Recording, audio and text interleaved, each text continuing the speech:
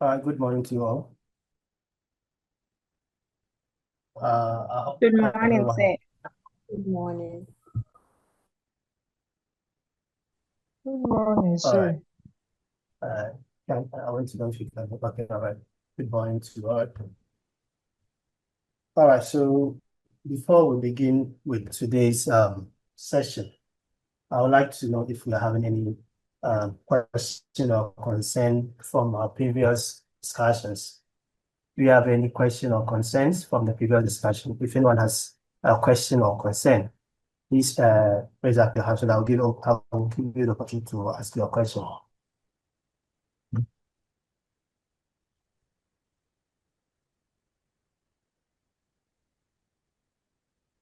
All right, Gladys, please go ahead. Good morning.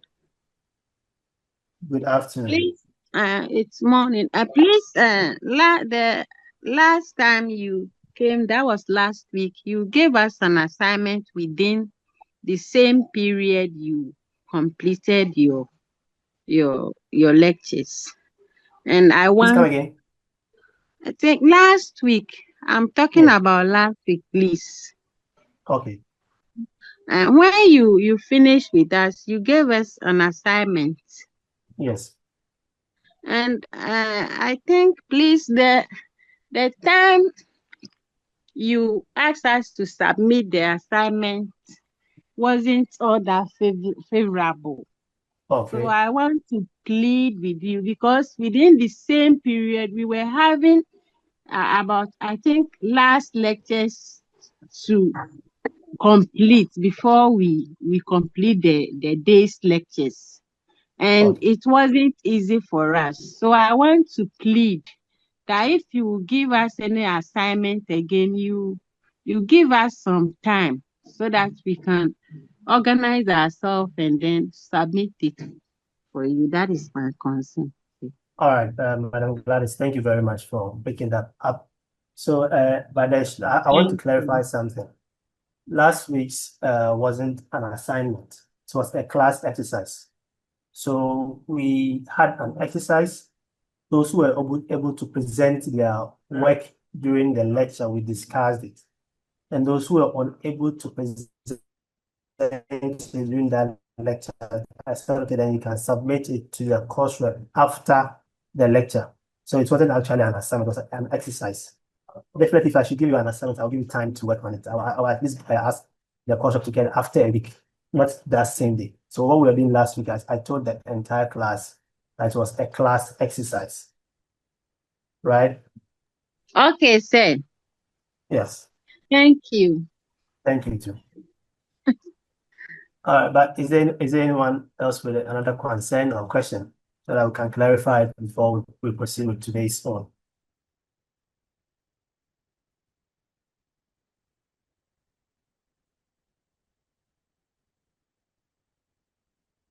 All right. So we've looked at research, introduction to research, and we've also looked at the research process. And as part of the research process, the third stage is about literature review. And in today's course, or in today's session, we're going to look at literature review. So before we start with literature review, what do you remember or what do you understand by literature review? Anyone with an idea about literature review?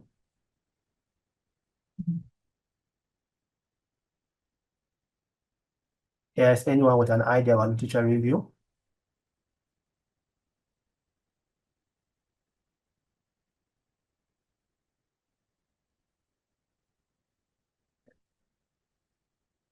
Can you all hear me?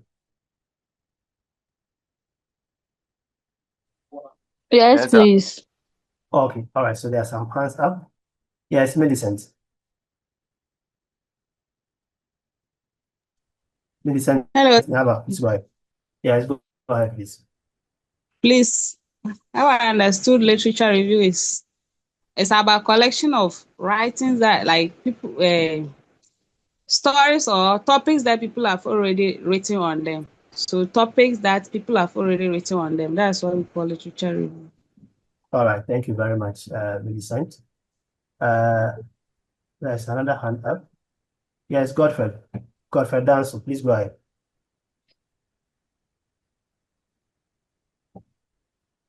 Review. What it means is that in the definition of the research process, we said that it's a Can you systematic. please talk louder? Okay, sir.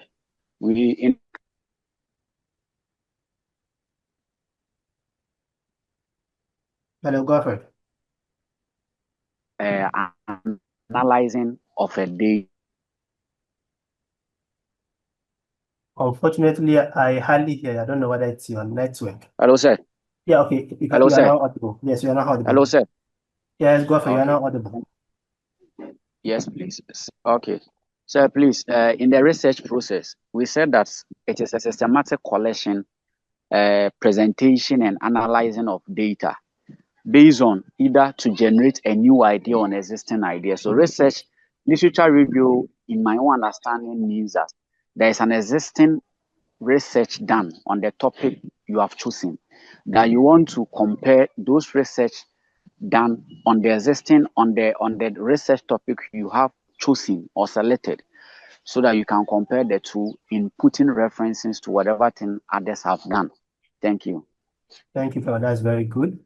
We also had another hand, Christina Jedu. Please go ahead. Please, when we say literature review, what I understand is an overview of a topic that shows what has been done on that particular subject by a researcher. Okay. Thank you. Thank you too. All right, and from the comment section too, we have a few that I've also typed. Daniel Kwesiaje is saying, already established fact and information about a subject matter ready for reference or study. And Asari Abigail also saying comprehensive analysis of existing research on a specific topic. And then Twin Arafat's Twin if I get it correct, says literature review is comparing the existing data with your findings to fill in the gaps on the research you are doing. All right, so that's very good from all of you. You've made mention of something that are quite related to literature review, and a whole lot of information have been captured here. All right, so we are going to be looking at literature review. Okay, there's another hand up. Let me just take one last from Mabel before we proceed. Yes, Mabel, please go ahead. So please, literature review is analyzing someone else's already made review literature, then comparing it with yours, and also finding faults or something with it, or something you can add up, and comparing both of them whether they make a useful sense or something. Okay, thank you very much, Mabel. So you all said different component or different concept with respect to the literature review, and every single information that you've said is absolutely right. But I heard one particular submission which was talking about story. So in the world of research, one of the most essential foundation of any academic project is the literature review. And when we talk about literature review, we are not talking about novels or plays, but rather scholarly writings. So stories, poems, and so on and so forth are not part of the literature review in terms of academic writing. But if you are looking at it from maybe the literature aspect, if you're just writing your own book about literature, then you can just add the story into that component.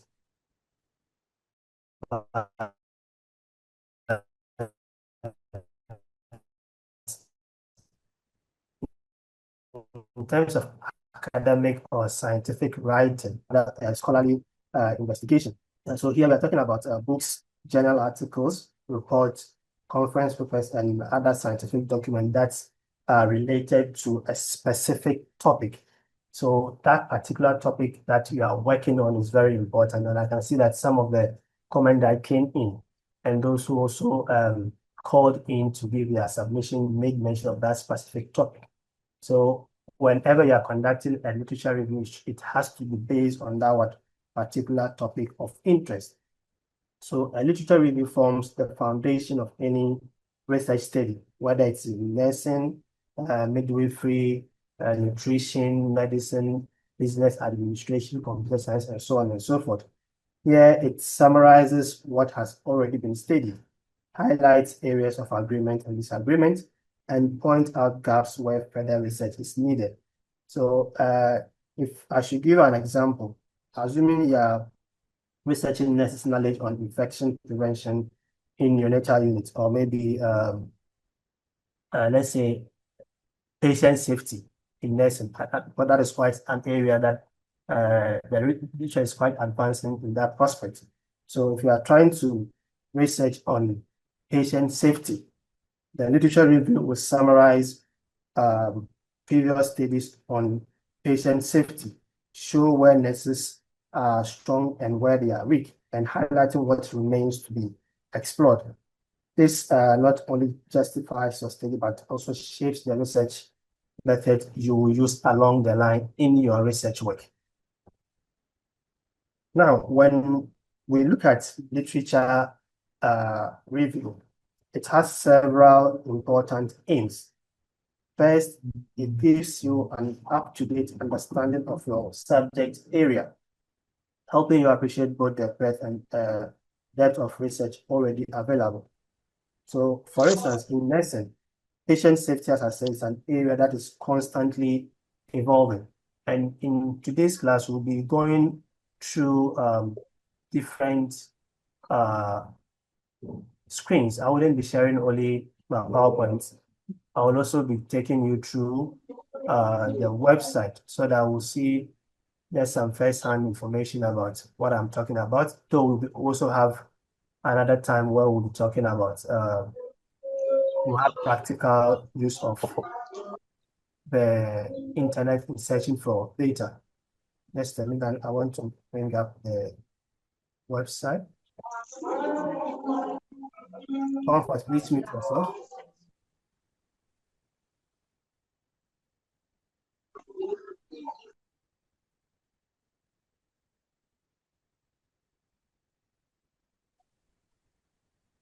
Oh, so in the first aspect, we are talking about provide an update understanding of the subject and its significance. I believe you can see my screen here. I'm now on the website where I'm showing you a database called PubMed. Can you see that one, or you're still seeing my PowerPoint instead? Which one are you seeing, my PowerPoint or the browser? We are seeing the PubMed. PowerPoint. Okay, let me switch the screen. No, I said we are seeing the PubMed. Okay, I've seen the PubMed. Okay, all right. Yes, So sir. because The browser. okay, I decided to share the entire screen. Okay. All right, so here we're talking about the updates, that up-to-date information that the literature gives. So when you look at this particular browser, I decided to check on patient safety. And in my sorting, I decided to make it based on most recent, so that you see the kind of information that we can get from our literature review. Here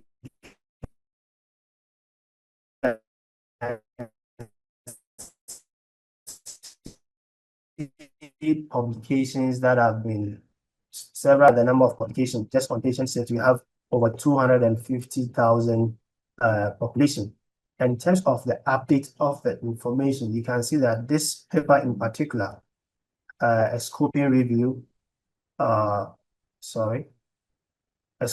comprehensive needs assessment for developing an intergenerational cognitive blah, blah, blah, blah. It was supposed to be published next month. So, but it's already online ahead of its print time. So if you need an information that is up to date in your research area, the literature review can help you to get those up to date information. Here we can also have information that was published just today. This particular paper which is on the characteristics of pediatric patients requiring rapid responses to activations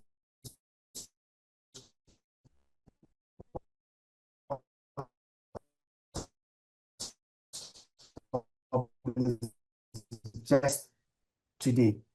And we have added that probably just 2 days ago, 26 September. That was just yesterday. So if you want an updated information or information that is up to date for your research work, then going through the literature will help you to get this sort of information.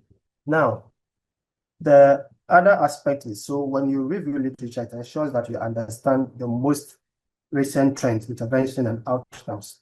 So this awareness also clarifies the significance of your study. And in the area where a topic has been studied extensively, you must demonstrate why revisiting it is what necessary.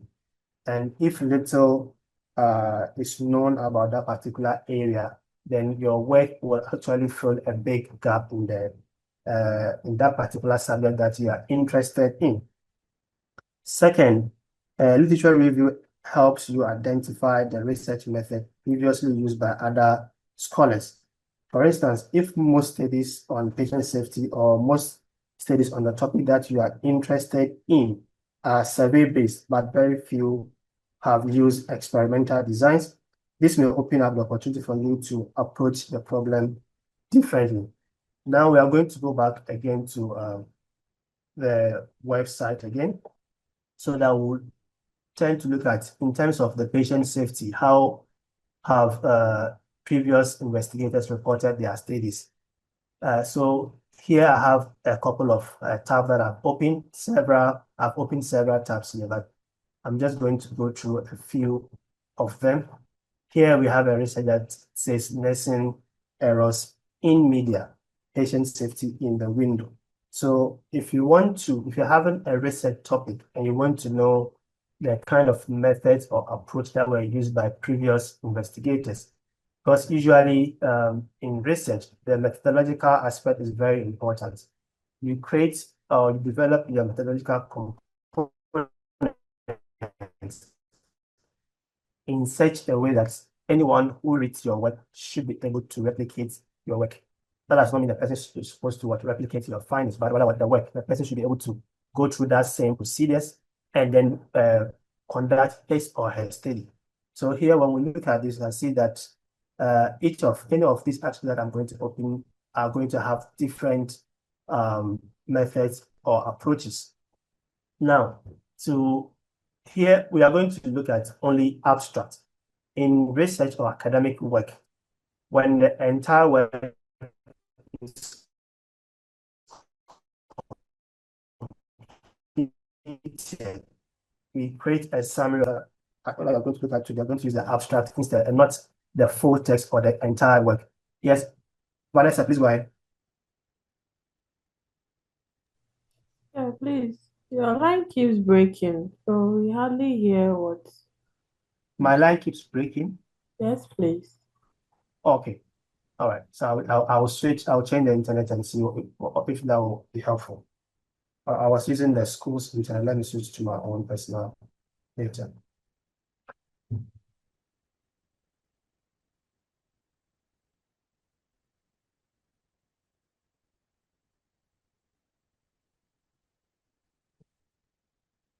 Just a minute. I want to switch to my own data.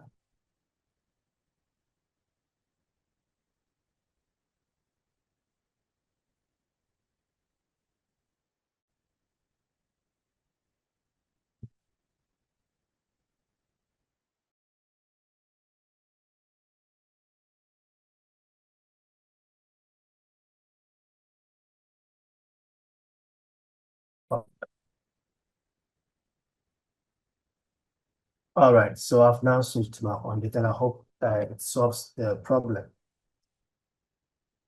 All right, so I think can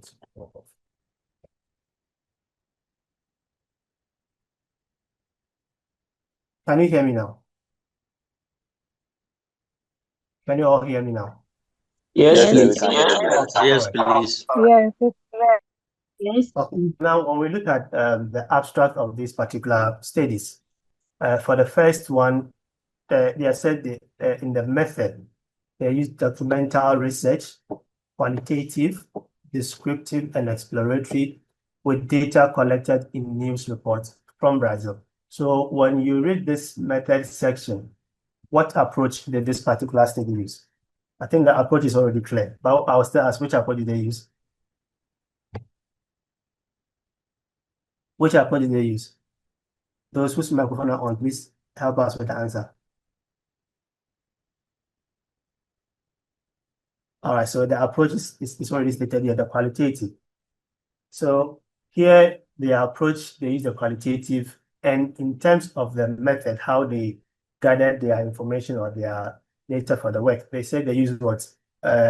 Information or news that were reported.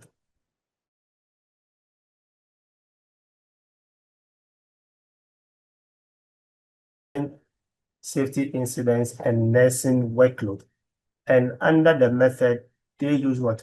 Quantitative, analytical, cross-sectional research. And they reviewed medical records because they're trying to see what incidence. So incidence is what? Numerical in nature, the number of new cases. So they were looking at the medical records and also having something called a therapeutic scoring system. So these are all going to be numerical data in nature. And there's another study, which I think is a quantitative, nursing shortage creating patient safety concerns. So here, I'll start from here, this side. So in the article, a nurse presented what she experienced on arrival. So here, based on this, it can tell you that the study design is what? Qualitative in nature. So the report is about what a nurse experienced. So when you read an article or when you go through the literature review, you will be able to know the kind of method that previous investigators used in their study. And if this is in line with your question, then that particular paper or those particular papers will be valuable for your own research work. Now, finally, once you complete your own research, the literature review provides a point of comparison. You will be able to analyze and compare your findings with earlier ones, showing whether they are consistent or your work is unique. So at the end, once, for example, I am the one conducting the research on patient safety. At the beginning, I'll go through all the research processes, or if we are looking at the thesis report itself, where we have 5 chapters, we'll be discussing that one as we proceed. So we have the chapter 1, which is the introduction, chapter 2, the literature review, chapter 3, methodology, chapter 4, which is the results, chapter 5, the discussion, and then some conclusion component. So to work on the chapter 5, which is your discussion, you have to report the summary of your work, the findings of your work. So what basis are your work on? And is your work comparable with other studies, or you are finding something that is unique? So the literature review is what will guide you to know or to be able to make those comparisons with previous investigations. Okay, someone is saying, please, the line is breaking. Still, please, is my line still breaking, or is from Francis' network? The line is fine now. The line is fine. So, Francis, please check your network. All right, thank you for those commenting. Francis, please check your network.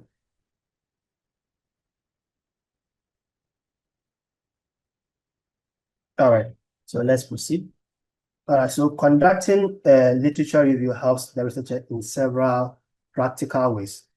It allows you to determine whether there is truly a need for your research, and if all questions in an area are already answered, there's little justification for repeating the work. However, if there are unresolved issues, conflicting results, or unexplored context, then your research becomes necessary. So I am conducting a study on patient safety, probably at Mensia Hospital. And here is the case that that same topic or question that I'm trying to answer that's already been explored. There is no need for me to go ahead with that particular state.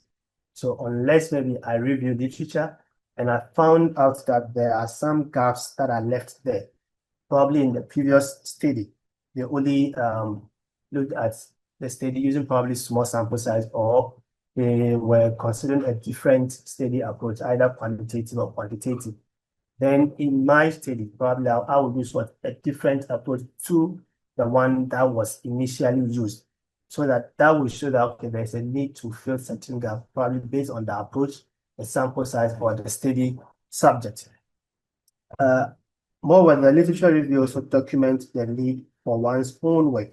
It demonstrates to others, your supervisors, your examiners, or even funding agencies, that your research work is not redundant, it's not repeated, but rather it fills an existing gap. So the information that you get from the literature, you could use that to show people that, okay, yes, the work that I am yet to conduct, or I am embarking on myself or with my team, documents or previous investigations show that there is an existing gap in this particular area, which my research work seeks to fill. The literature review also shows you, the researcher, the extent of work already done in your field, revealing both the progress and the gaps that remain. So without the literature review, one will not be able to know the type of or the amount of gaps that remain unexplored. And in addition, reviewing literature helps us to identify suitable approaches, strategies, or even instruments that one can adapt in his or her study. So if you look at many of these studies, I believe some of you might not have come across this particular way of conducting a study, like those who use news that were just reported. So here in this part, if you read the full article, you see that they did not even interview subjects, but rather when there was news being broadcasted, based on the kind of information that they are giving about errors that are being caused by the nurses, they recorded these errors and later on analyzed them. And that was how they conducted their studies. So when you review literature, you could come across several ways of conducting a study. Sometimes it may even overwhelm you to see how easy some studies can be conducted. You just imagine sitting at home,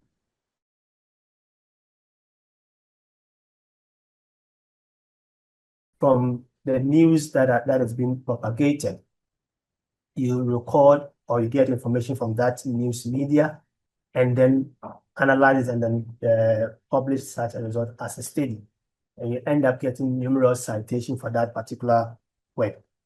Also, with talking more about the identifying the approaches to, or the methods or tools, there are several students that I've come across who tend to use their own tool or method when they are conducting research.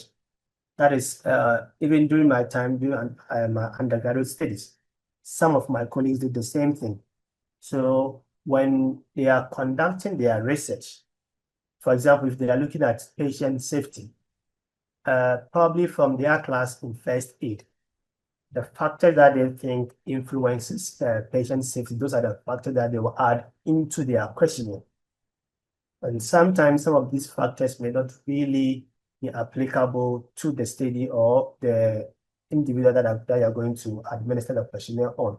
And even in the context where the questionnaire or the tool that you have developed is able to be in context to those particular subjects. In research, after you develop your own questionnaire, you need to test that particular questionnaire to see if it can actually assess the factor or the variable that you are interested in. So here, if I develop my own questionnaire or my own tool, first, I need to test that particular tool in a different sample. to see if the tool actually measures what I need. And then I have to, then I'll have to statistically check the reliability and validity of that particular tool, validation study. Then after I found out, okay, the tool is valid, that is, it's able to measure the factor of interest, that is when I can now start with my own study. That's when I can administer that questionnaire or that tool to my subject of interest. Now, if I'm to do that, it's going to make my research work very lengthy and very complicated. So usually, there are some students who go ahead after developing the question, they don't test it. They just go ahead and then administer it to their subject, which is very wrong. So what I normally do is I encourage students to make use of already existing and validated questionnaires. So if we look at some of these, especially those quantitative approaches in nature, you can see this therapeutic intervention scoring system. It's a questionnaire which has been validated already. So this has been shown to capture the factor that the researcher is interested in. So when you use such a tool, there is little to no need for you to go and check its validity again, unless maybe it's a new population and you want to show your supervisor or other individuals that I'm dear Ibrahim, please stop painting the slide. You want to show others that, okay, this particular tool is valid for my population. So there are several tools that we can use. For example, if you are looking at the patient safety. So depending on the angle that you are looking at, you can have several tools, which we'll be looking at them in due course. But now to go back to our, what do you call it, our PowerPoint, the last aspect, which is about funding. This is an area where many researchers tend to overlook. So its benefits, the benefit of funding is very good for every researcher, especially those who are conducting research on a larger scale. So to be able to know the individuals who fund certain researches, you can do so by what? Or through the literature review. In articles, mostly, when you read the summary or the abstract, you will not see the funding sources. But some of them, okay, for this one in particular, they've shown the funding source over here. So when you click here, you can see the individuals who funded the project. So this project was funded by these two institutions. So if you are conducting a study which you personally need funding, and I know that most undergraduate studies, especially in Africa, are not funded, but outside undergraduate, some of the undergraduate studies are funded. Masters and PhD mostly are funded outside, especially PhDs, they are all funded. If you are at one of these top schools, you find the funding for your PhD work. But that being said, even at undergraduate level, depending on the work that you are conducting, you can personally go to the literature. If you find out that there are some institutions or organizations that are interested in that particular area, you can write to them, source for funding, and when you are done with your work, they will need a copy of your results for their own keep. So this is one area that is usually underexplored by individuals, but it's quite essential in research. And you can see this information through the literature review. Do you have any questions so far before we proceed?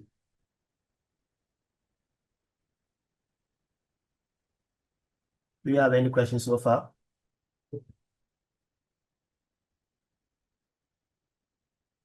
Is there any questions so far before we proceed? No, sir. Okay, there are some chats in the. Okay, so Jennifer is saying my voice is down, I think, but I believe everyone can hear me. So if that's the case, Jennifer, please check your speaker. Probably your phone is not on speaker. So if you put it on speaker, you should hear me clearly. Okay, Abigail, don't worry about the name of the site. It's a database, okay? And with that particular database, I will introduce you to databases as we proceed. But for now, that is called PubMed. The name of that particular database is called PubMed. There are several databases that, as we proceed, I will introduce you to those databases. All right. Now, when we look at the importance, the literature reviews plays a central role in shaping our study. It enables us to critically summarize what is already known, preventing duplication of effort.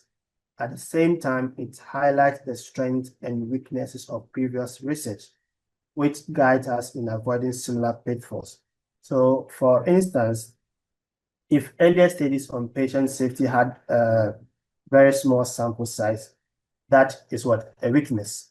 So in this regard, if you are conducting your study, you can improve your own by using what? A larger or more representative sample. And this will now turn out to be a strength of your own study.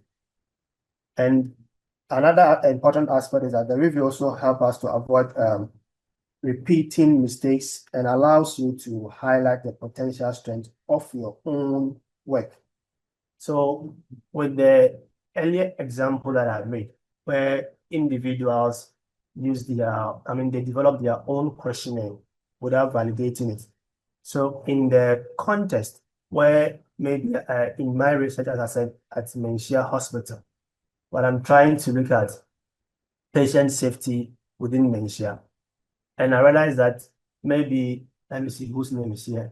Maybe Jean Mensah has already conducted the same study with even the same question. Maybe asking what is the knowledge of nursing,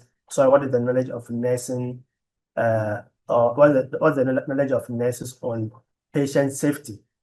So maybe he has already conducted such a study.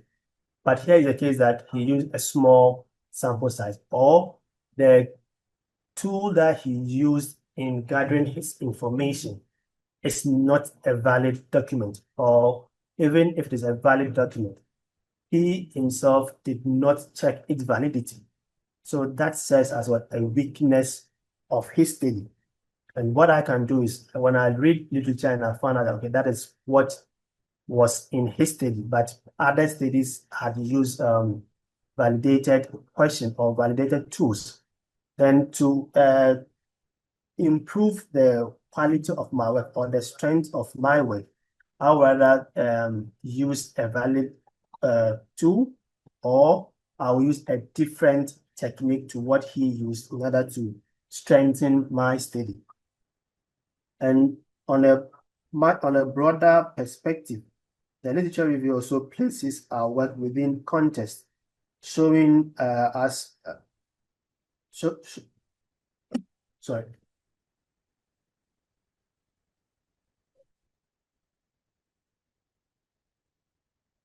So on a broad perspective, the literature review will help us to put our work within context.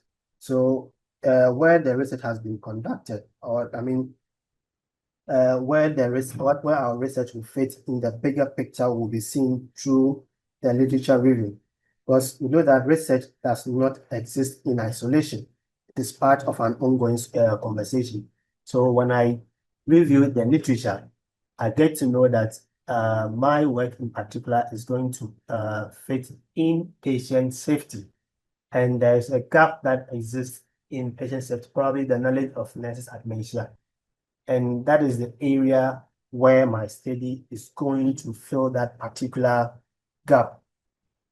Please, for those who are putting comment, if it's a question, I will request you that you raise up your hand to ask the question. Sir, how do you find a name for COVID? Abu, next time, please use your full name. All right, so the virus, I think, has been in existence long before even the outbreak. It's a group of viruses which I have personally forgotten because I read about it. So the virus itself, COVID virus, had long lived.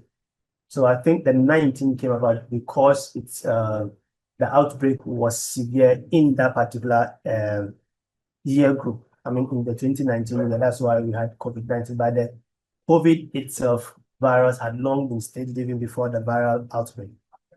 This next time, use your name in full.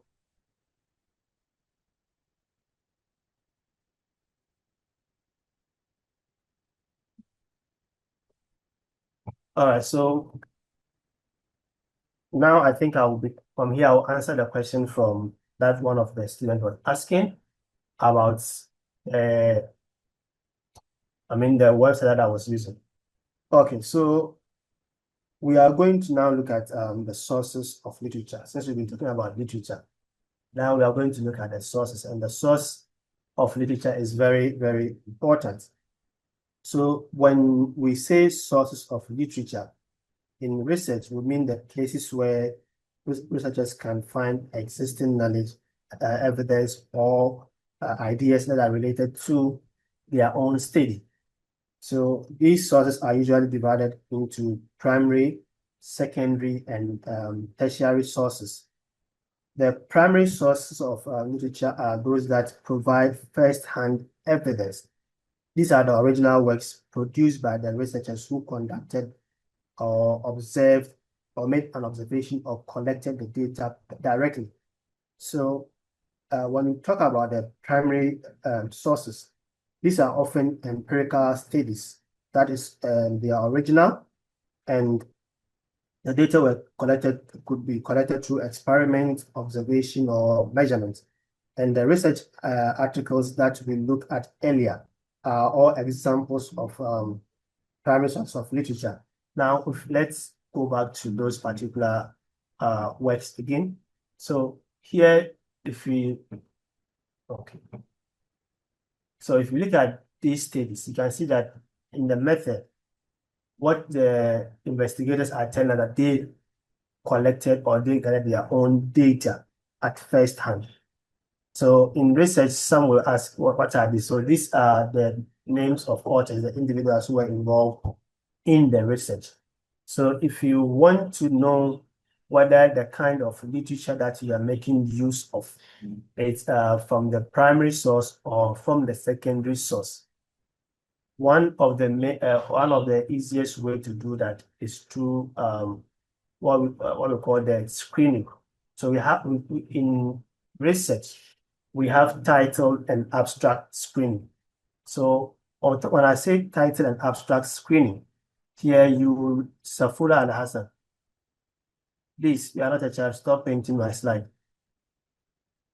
When we talk about title and abstract screening, in those who are advanced in research, they can just look at the title of the study and tell whether this is from a primary source or from a secondary source.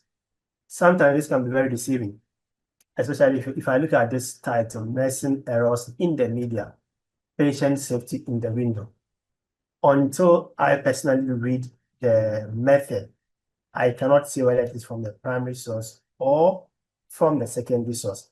But upon reading the method aspect, because the method will tell you, the tools, the techniques, and other things that were involved or that were used when they were conducting the study. So here they are telling you how their data was conducted. So they gathered their own data through a news report. So they use news report to gather their own data. And there are others too that also tell you different aspects. So in this method, they're saying the estimation of workload in intensive care units was performed using therapeutic intervention scoring system. So they were the ones who gathered their data. They estimated all these aspects. There are some studies that when you just look at the titles, it's easy for you to know that this is from a primary source. An example is this particular study, which is titled Intra-Abdominal Pressure Measurement Knowledge, Attitude and Practice of Chinese ICU Nurses, a cross-sectional study.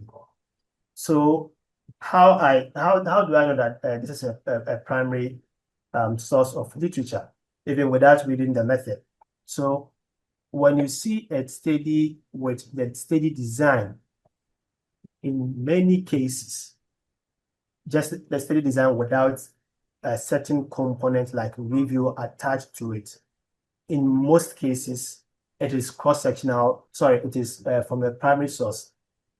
Because this is telling that the all study was conducted at one point in time. That's what a cross-sectional study is. So if you read the method or the design, okay, here the article reported study design sort of method. So here they are saying between December 2024 and February 2025, an anonymous cross-sectional descriptive survey was conducted. So they conducted what? Their own survey here. So they conducted their own survey. So in a study where the researcher, him or herself, or the study researchers or the group are directly involved in the collation of the data, and they write their results and everything and publish it, these are termed as a primary source of literature. Now, and I said earlier in the through the PowerPoint that the primary source of literature are usually what? Journal articles. So they are published within certain journals. So this was published in Nursing Critical Care. That is the name of the journal that this particular study was published in. So let me go back to the PowerPoint. All right. So in addition, primary sources may also include official compilation of statistics, such as economic, demographic, or scientific data that provide raw evidence for further analysis. So when we take something like the Ghana Demographic Health Survey, this kind of survey was conducted by Ghana Health Service, right? Or by Ghana Health Service, or the statistical department, I think. So this kind of data is a primary source of data. So if at the end of their study, the Ghana Statistical Service decide to publish information from this particular data, and I come out to make use of that information that they have published on their website for my own research work, then I'm making use of a primary source of literature. So if you are sourcing information from a credible site, those who publish that information directly gathered their own data, or they were the ones who performed their own research, and the information that you are using is termed as a primary source of literature. So as I said, published articles that have been peer-reviewed are primary source of literature. We also have other examples such as maybe official document and statistical reports from organizations such as WHO, Food and Agriculture Organization, the Ghana Health Service, and so on and so forth. So these organizations are known to conduct their own research. So when they conduct their research and they publish their maybe conference reports or policies and so on and so forth on their website, this information, when one makes use of it, that means the person is making use of primary sources of literature. So the primary sources of literature are very useful because they allow researchers to analyze information. And usually, some researchers will say that the primary sources are the most reliable foundation for any review because they present information in its original form.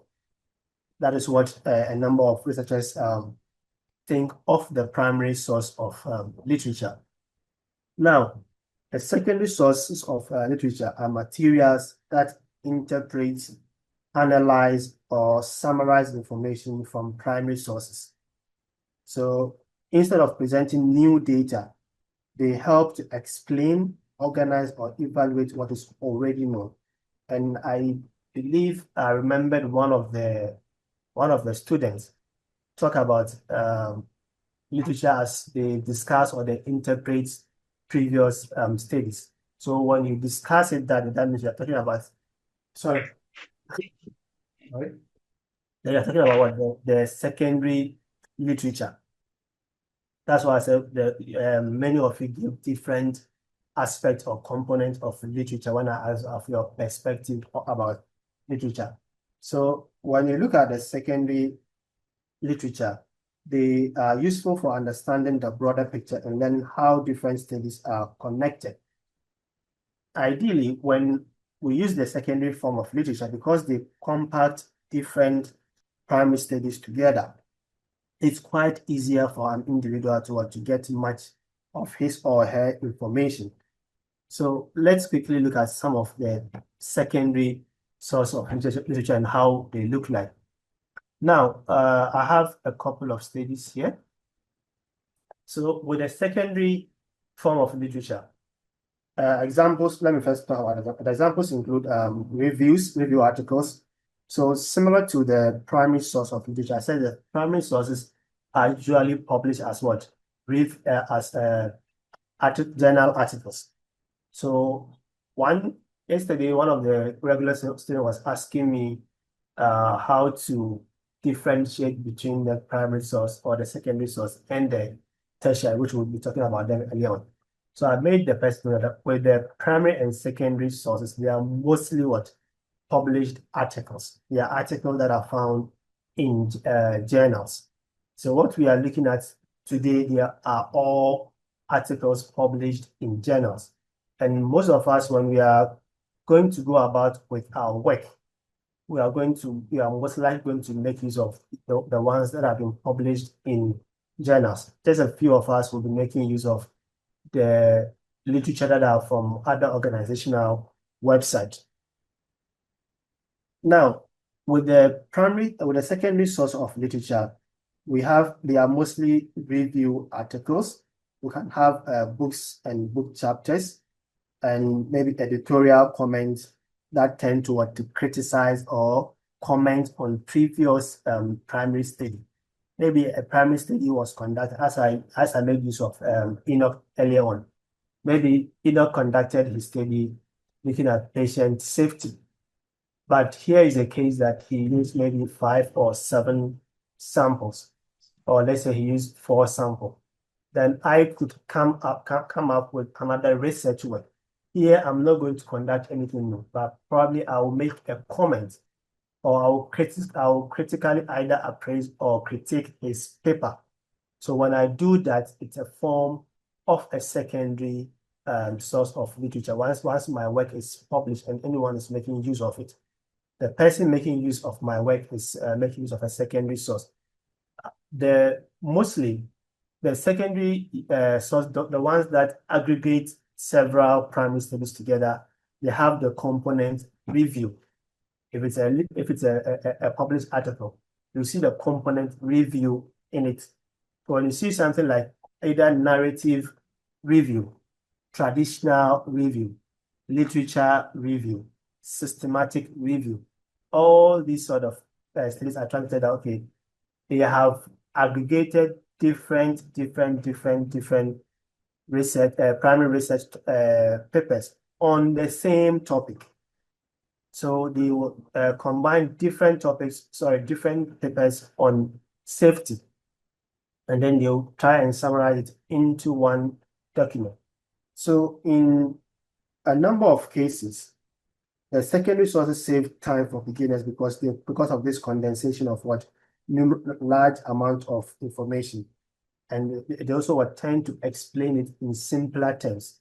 So usually, I personally, when I'm conducting my research, I tend to get a lot of my information from the secondary sources of literature.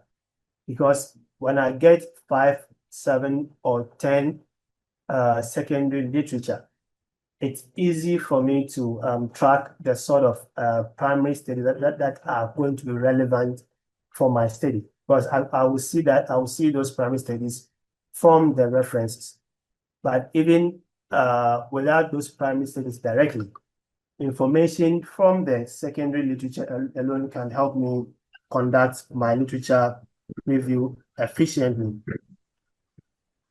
Now, aside those that are having the names review or literature review. There you can also see meta analysis or umbrella review. So when we look at, let's quickly look at the method and then show you that they have indeed compacted different primary studies.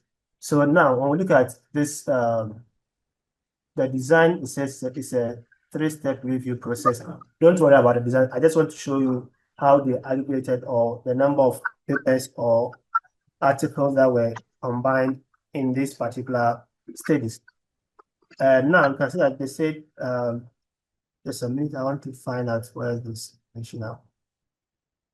Okay, so here they say reviewers said 10 databases for systematic review published in English. So they looked for studies that were already published in English. So these were the studies that they used in their work. And now to know the number of studies, here some of the information you may find it up here, but others, most of them you find it in the results.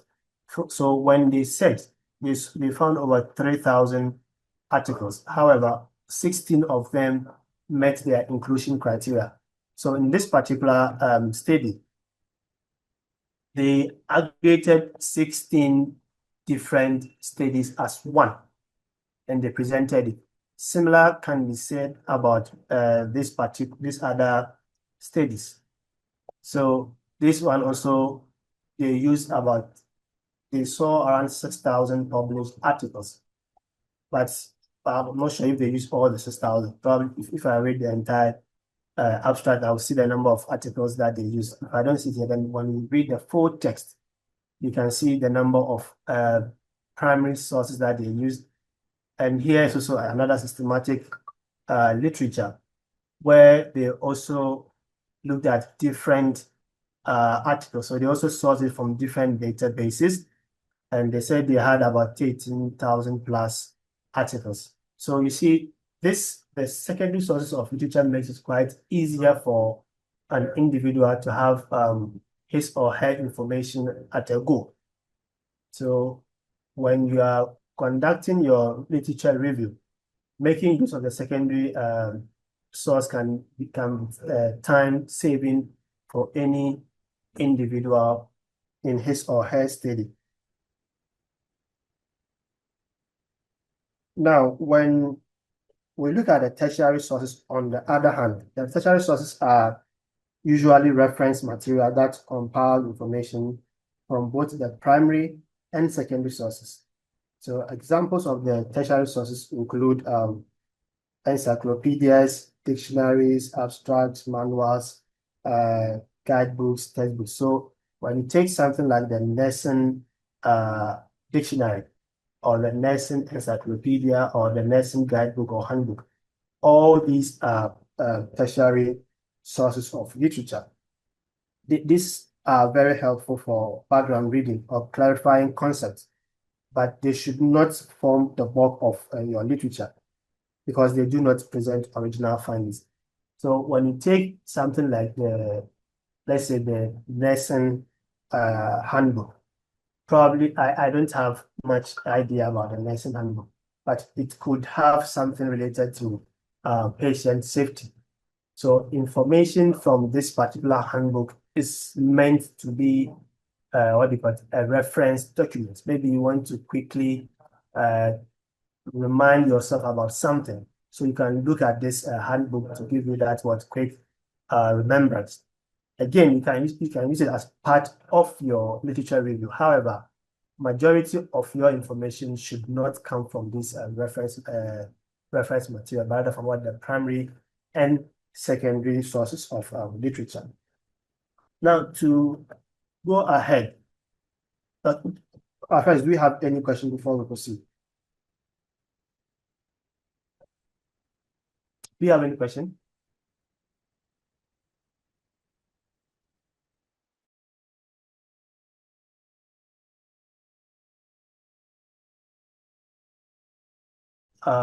We can get literature either from online or from maybe from the library. So when we want to source our literature, we want to get our literature, we can either get this from a physical library, or from maybe online. And in today's digital era, many of these primary, secondary, and tertiary sources are accessed electronically. Online databases and digital libraries make it easier for researchers to find high quality, up-to-date information. So we have several databases that can help us to find this information. We also have professional and organizational websites. So I spoke earlier about Ghana Health Service, the World Health Organization, FAO, who all have websites where we can get this information. So, sir, please, where do we classify your slide? So my slide is going to be tertiary because I have summarized. This is a reference material for me and you. I have used different primary and secondary sources to make this particular slide to teach. So it's a tertiary source of literature. Thank you, Cecilia. All right, so we can also get gray literature, which are some of the papers that have not been peer reviewed. So you can get some studies that are probably already on internet or maybe in the school's library. There you get maybe somebody has written down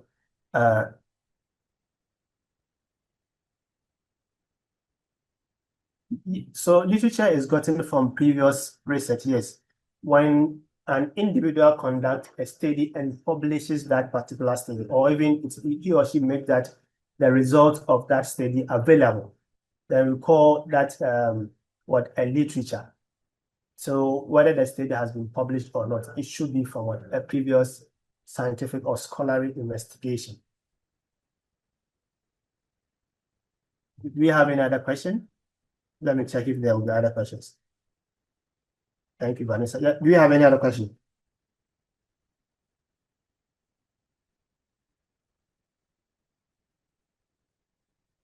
Okay, so Colin, please hold on, Camille. Let me just answer Elijah's question. So, considering the three sources of literature, which of the source is formal or good for us to use?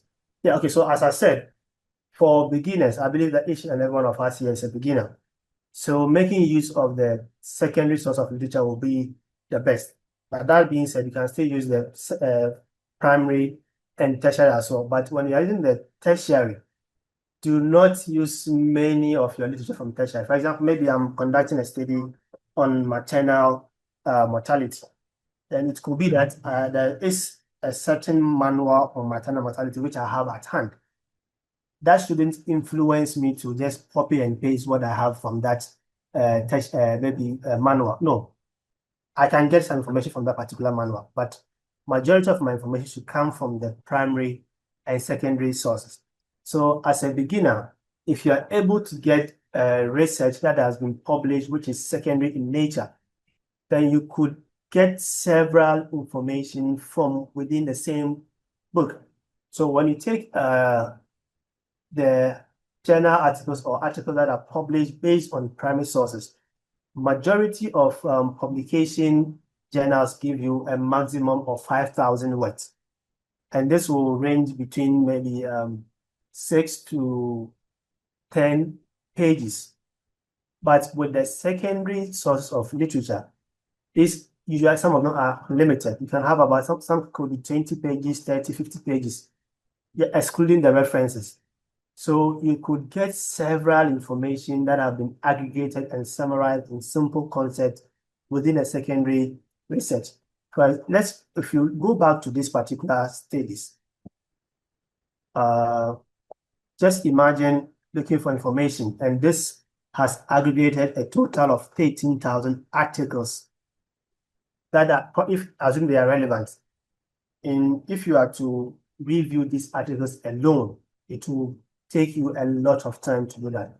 But others have been able they've already conducted a study. But with this particular study, I'm very positive they did not include all the 13,000 in their research. But that is the the preliminary investigation revealed 13,000 plus articles. So they will go over and then scrutinize and see those that are relevant to their own study. those are the ones that they will include in their study. I and my team have conducted some studies where we included over 200 articles in our study. So assuming you need information from a similar topic, getting access to our web will make it easy for you to conduct your own literature review without having to go through the pain of reviewing several primary sources.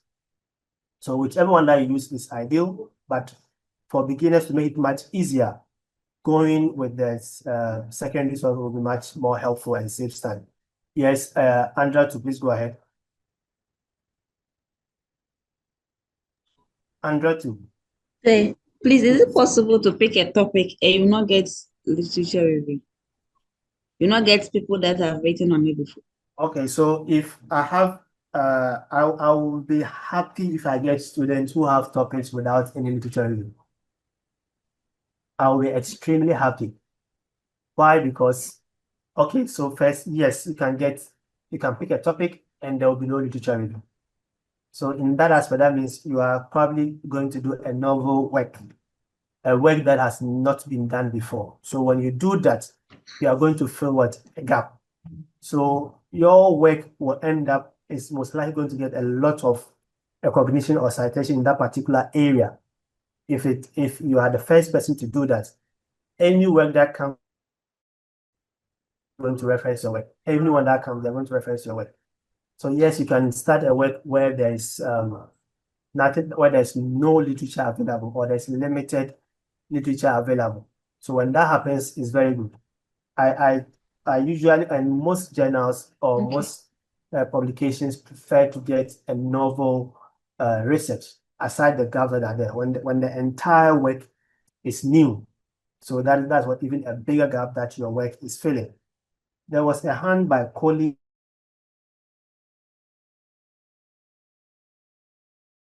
Yes, sir. Please, I was about to ask the same thing. Sorry. Hello? I even typed, yes, hello, please. Yeah, please talk louder. Yes, please. I said I was about to ask the same question, that if you are the first person conducting such a research, but then if you've answered it already, I'm fine. Oh, okay. So Coley and Andrea, to please get topics that has no literature so that I'll be your supervisor. You can get to publish those papers very quickly. So Really? one thing about research, as we said, and when you look at the research process, the final step is about what? Sharing your information. And I know from authority that about 99, if not more, sorry, about 97, if not more, of Ghanaian undergraduate student research is not published. Even the thesis or the what do you call the dissertation report is not even published. I personally, I didn't publish my undergraduate's work. But when I went outside to do my master's, the one that I had to supervise me, the first time that she met me, she asked me if I was into research. I told her no. So she asked if I have conducted any research before. I told her yes, but I have no publication. So she called me to her office and she guided me on how I can convert my dissertation report into an article and asked me to try and publish it. But our system is so something that to date, that was in 2018.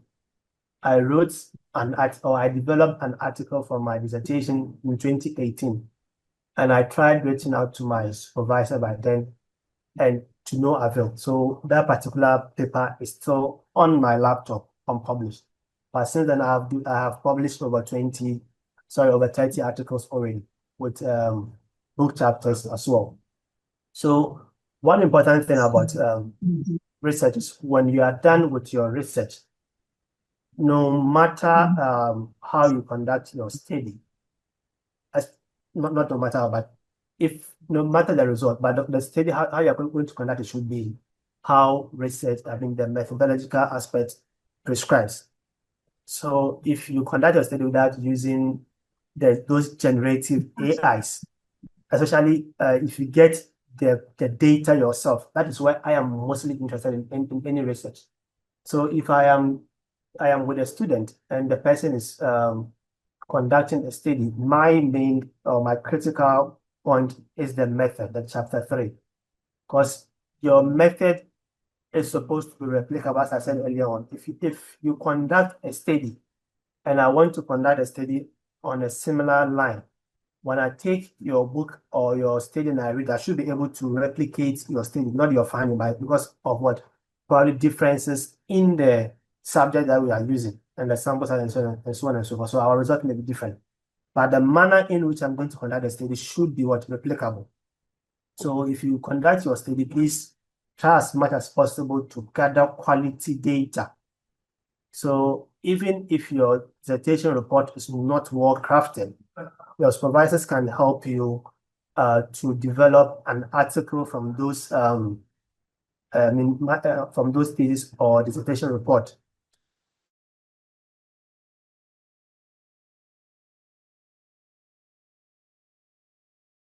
Come and replace us in this position.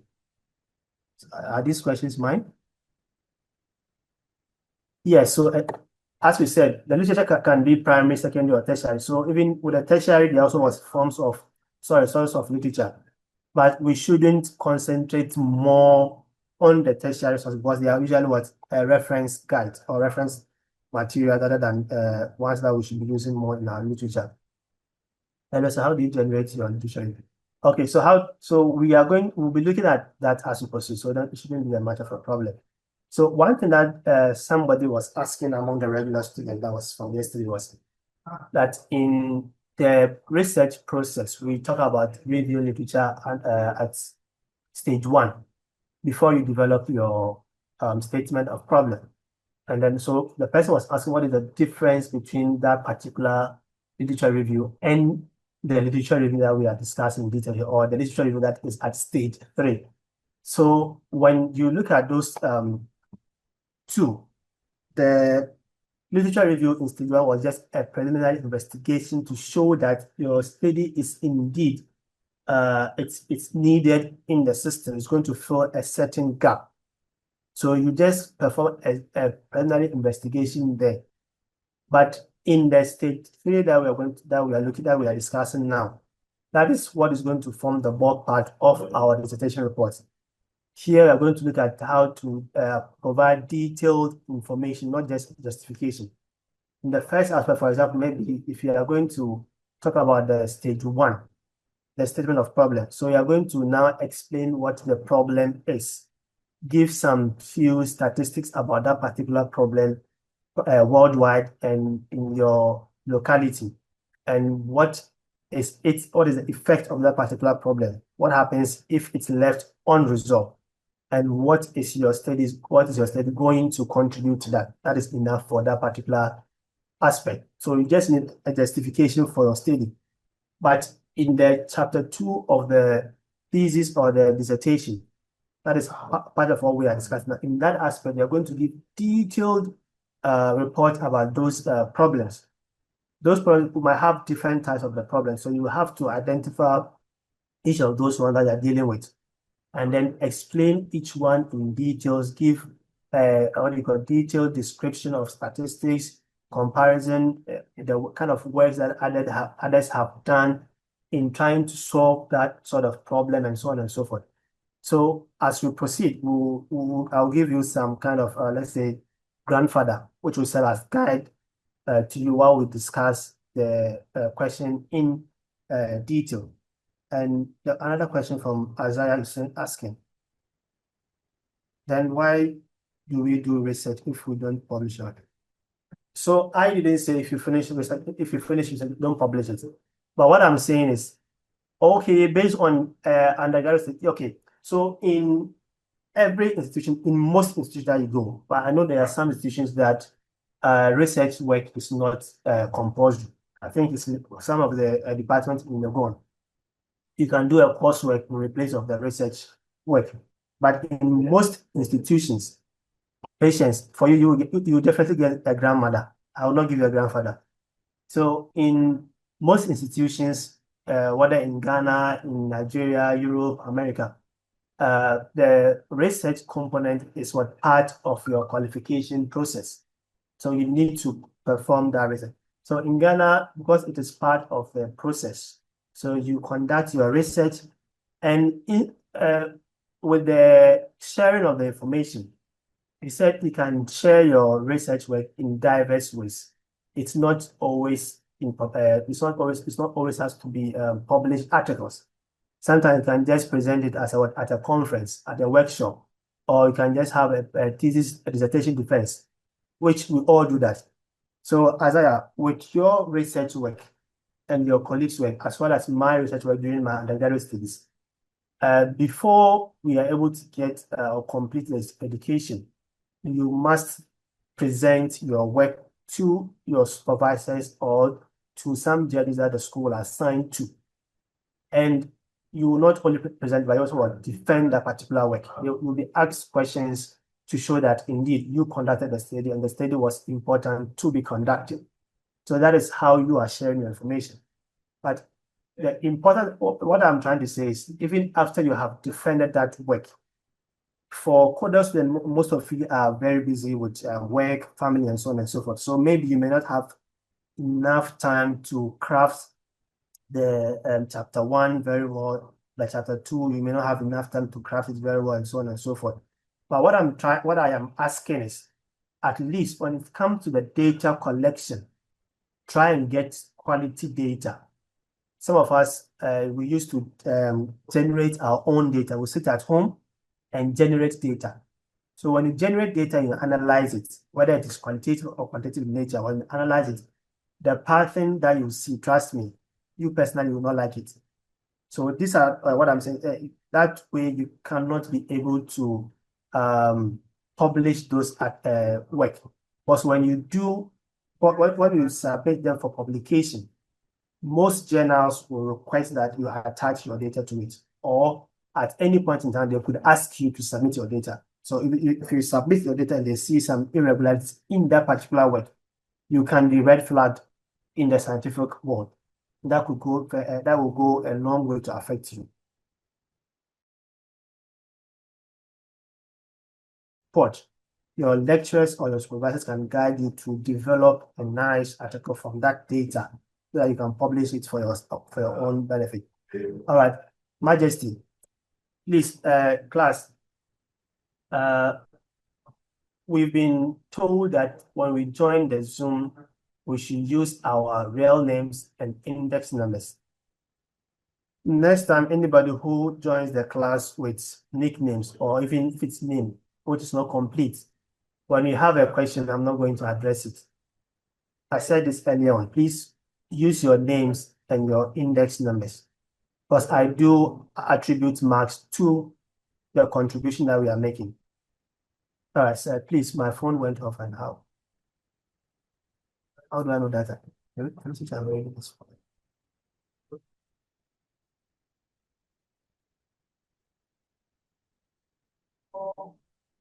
Okay, so Majesty, please use your name. I'll still answer it quickly.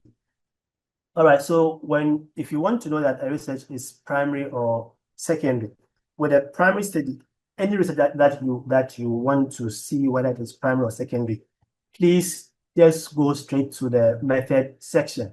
So let me bring up a research here.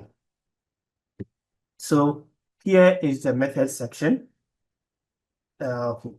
I wanted to bring up one of my, okay, let me open one of the full text articles.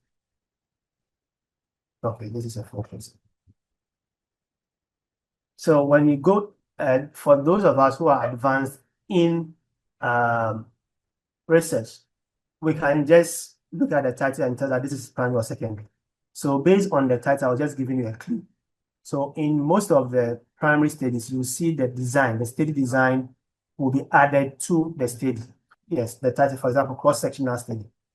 When you see cross-sectional study, longitudinal study, cohort study, experimental study, randomized control trial. When you see the designs without review attached to the title, then you can immediately say that this is what? Primary source. When you see the design, cross-sectional, interventional, randomized control, cohort study, any of these study design that you see in a title without the term review attached to it. I believe you can see my case without review. Sometimes you see cross-sectional study, then they will attach review. So when you see cross-sectional study with review attached, so that means they have aggregated several cross-sectional studies together. That's why I said without the term review or meta-analysis attached to it. If you have the title with just the study design alone, you can say it is what? Primary.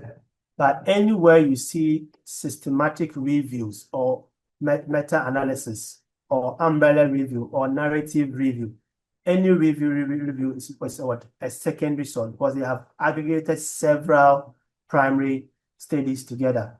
So I started looking at the title. For beginners, to be ideal to go through what? The method. So when you take the abstract, which is what? The summary, we have, so that, let me just present, we have two types of abstract. We have the structured and non-structured abstract. So Felicia, thank you. When we are done, I'll give you tough. Okay, stop. So when you take this particular abstract, this is a non-structured abstract. So the non-structured abstract is just written just one paragraph. So you will not be able to know which side is the method unless maybe you read the entire paper or the entire abstract. But when you take the structured ones, that was what they are divided into several different that's what they call the structured abstract. So here you have the background, the method, the results, and the person's conclusion. That's what they call the structured one. So with the structured abstract, when you want to know whether it is primary or secondary source, just read the method aspect. You get to know how they conducted their study, a brief description of how they conducted their study, or the instrument that they used in conducting their study. So in the secondary source, you see that they have used previously published articles. So when you see that they have used articles from they've checked through different databases. So they're trying to find different articles that have been published on the same subject. So they will combine these articles in what they are studying. That will guide to see what whether it is primary or secondary.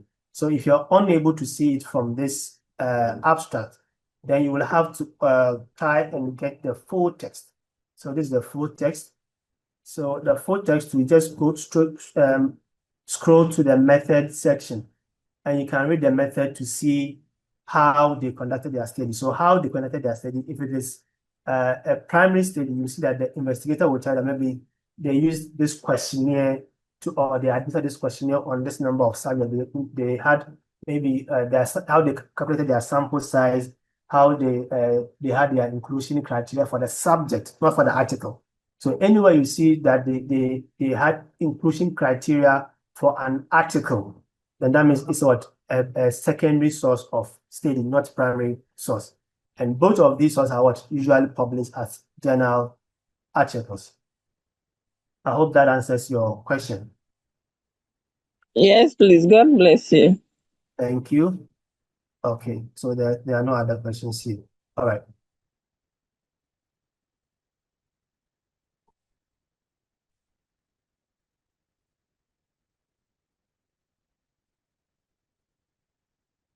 Okay, so when we proceed with the literature, so before we begin, anytime before you begin with a literature review, it is very important to approach it with the right mindset.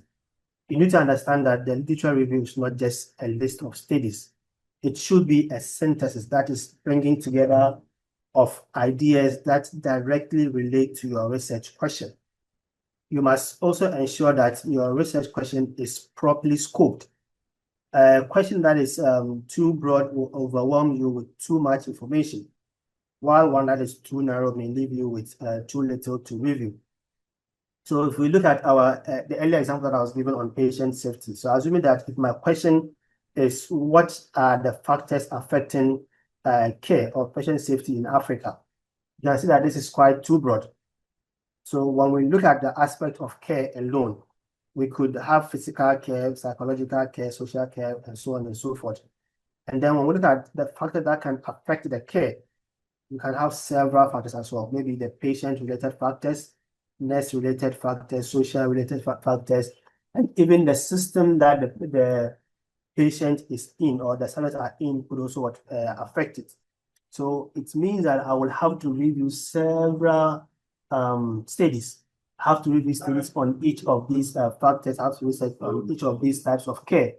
So at the end, my study is going to have a whole lot of information, several pages, because my question is going to be too broad. But when I narrow it down, let's say I try to look at maybe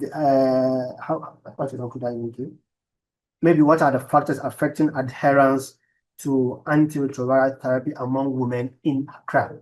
So if I want to look at maybe the factors affecting antiretroviral therapy among women in Accra. So here my main concentration is what the subjects are women, and the women have also been limited to only what Accra. And the variable of interest is what the effect of factors that affect antiretroviral therapy. So when I slightly narrow my research, not too narrow, but if I slightly narrow my research question, it will help me to review literature in an easier way compared to when I have an open or a vast question. Furthermore, we need to choose the appropriate database to conduct our search. And we also need to pay attention to discipline-specific sources. And then keeping track of our search is equally important to avoid repeating steps and to ensure systematic coverage of the full text. Some might wonder why we have to keep track. Etanam, do you want to speak or I should mute you?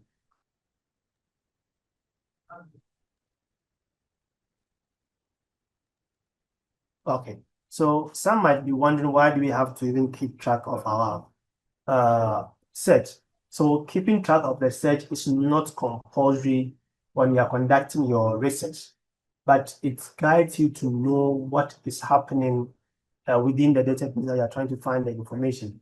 So for the example or some of the database that we earlier on looked at, so here, if I performed a search on patient safety, let's say 3 days ago, without keeping track of the number of papers that I saw. So it's most likely I'm going to miss out on several of these papers. This one that is supposed to be published next week. This one that was published just today. The ones that were published yesterday like this, I will miss out on these papers because I did perform my search maybe 3 days ago without keeping track of it. But when you keep track of these, maybe you search on 27th September, and you know that when you search, you found a total of 257,505. Again, it's not compulsory to keep track of this, but some might say that, okay, the research is going to be very tedious. Keeping track of it will let you know that, okay, now I've searched and I've seen this number of articles. Each time when I come and I see the same number of articles, then that means there's no new information. And so probably I don't have to worry myself trying to go through this to see whether they are relevant to my topic or not. One thing why I'm saying this is that when we are conducting our study, when we get to the chapter 5, chapter 5 will be developed later in the work. So you start with chapter 1. Chapter 1, you would need a little bit of review to state your problem. Chapter 2 is all about literature review, so you would need to do that. So assuming that in chapter 2, I performed my chapter 2 in September, I conducted my literature review in September, and I kept track of the number of papers that were available. Now, somewhere around December, not even December, next year, maybe February, March, when I'm done with gathering my data and written my result, and I want to compare my findings with the previous one. Now I have to go back to the literature review again, because in research, we need an up-to-date information. So when I go back to try and see what has been published, so that I can use that for my comparison, I come and the number of articles are still the same. then there will be no need for me to stay on this particular database again. That means I have to go to a different database because about 6 or 7 months ago, the number of articles there were still the same. So there hasn't been any new article that has been published that might be relevant that I have not seen before. But when we keep track of this, you will be able to, I said, okay, yes, there has been an addition. And when you sort your papers, you'll be able to know that, okay, these are the additions, and you can quickly check those that are relevant to your work and then add them to it appropriately. That's why we need to keep track of them. So someone is asking a question. Can we use a sample of non-structured? Oh, I showed you both ones. Elijah, okay, let me go back to the examples. So when we take the non-structured, we have just one paragraph. So this is a structured abstract. So they have structured them based on what's different subheaders. The background, so this background usually is really part of your background, and objectives is part of what? The introduction. Then the design and data source are part of the method. And so even these three are usually part of the method, but each journal has how they want their own work. Design, data source, and review method, they are all part of the method. And then you have your results. So usually when we are having the structured abstract, we have introduction, method, result, and conclusion. Most of the articles, that's how they are written. Good. So here is it. So we have, okay, these are also divided with objectives, but most of them will give you introduction, background. Okay, this has also, but we have 4 parts. Okay, good. So usually with the structured ones, they structure them under several subheadings. Most of them are 4: introduction, method, but most of them will also depend on the journal. With the unstructured, they are given in one paragraph. I'm trying to get one of the unstructured abstract. Yes, so this is one of the unstructured abstract. So that is, everything is given in one paragraph. So this one is one of what? The unstructured abstract. I think somebody was trying to talk. Who was it? Please unmute yourself and speak. There was a voice from the background.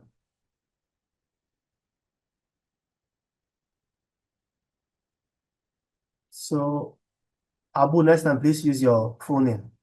What do you mean by it? Summarize the main findings? So the abstract is just a summary. And Elijah was asking about an example of the non-structured one.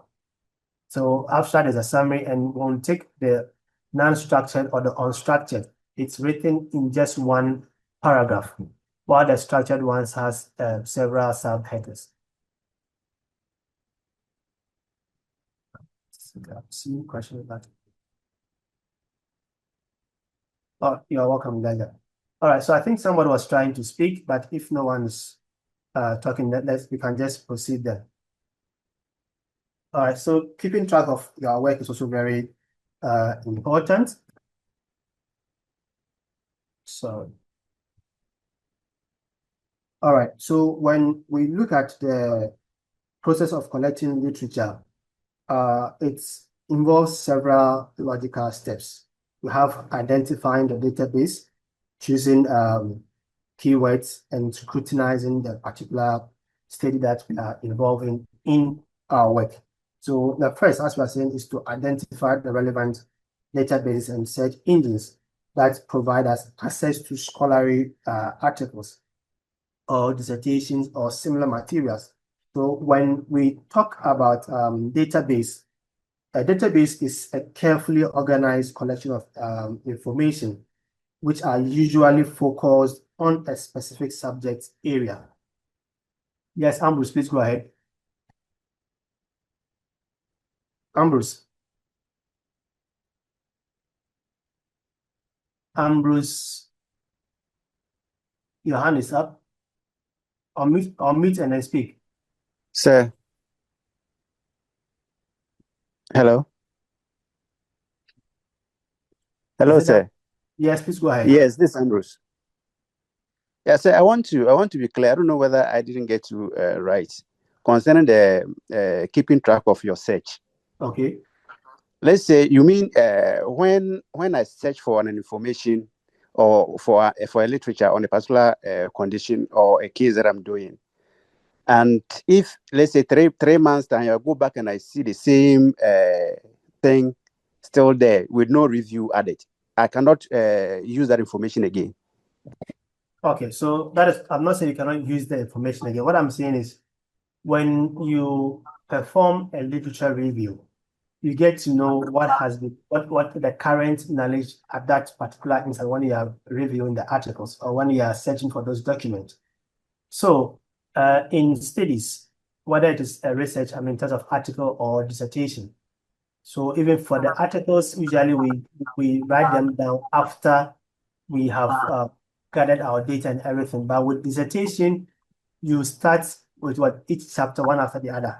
So when you start, most students will prefer to start the chapters even before they gather their data, or they will be doing that while they are gathering their data. So in the instance where you start with the chapter 2, that means you perform your literature search and you write down your chapter, which is a literature review. And you find out that here maybe there were let me go back to that particular slide. There were, let's say, 15,000 publications at that time. Maybe your search was on 27th September. Okay. Then you come back maybe 3 months' time. You are done with your data collection. You've analyzed your data. You've written your results. Now you want to write your chapter 5, which is your discussion. You want to compare your findings with previous one. So when you came back to the same database, which is PubMed, you found that again, the number of studies were still 15,644.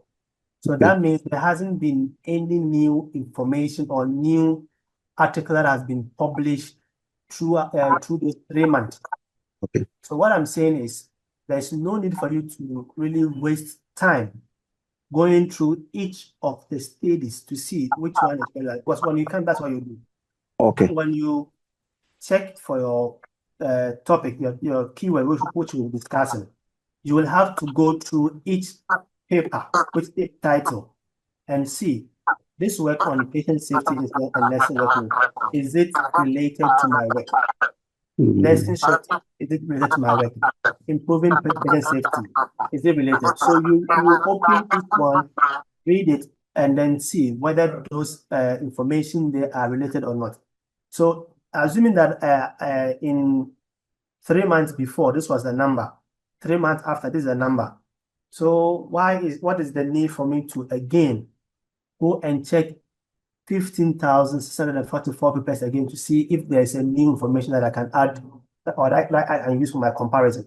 So I would, if that is the case, I would rather go to a different database, or I will source information from what I have already written as part of my chapter 2. So there's people who have already done the work, and I've already summarized it in chapter 2. So I just go to my chapter 2 and then make that comparison with in my chapter 5.